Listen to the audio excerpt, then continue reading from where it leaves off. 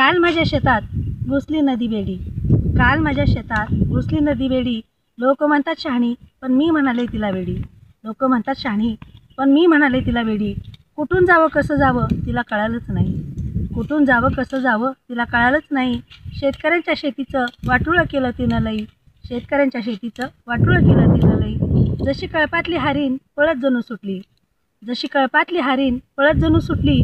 शेतकऱ्यांची आज तहान भूकच आटली, शेतकऱ्यांची आज तहान भूकच आटली. किती न्यावं वाहून तिला कळालंच नाही, किती न्यावं वाहून तिला कळालंच नाही.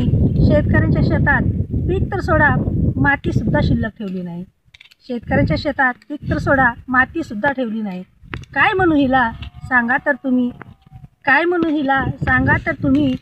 वर्षाचं कष्ट वाया गेलं, पुढचं जगावं कसं आम्ही, पुढचं जगावं कसं आम्ही. नमस्कार, मी कवयित्री सौ सुरेखाताई काळे, कोरेगाव, तालुका बार्शी, जिल्हा सोलापूर.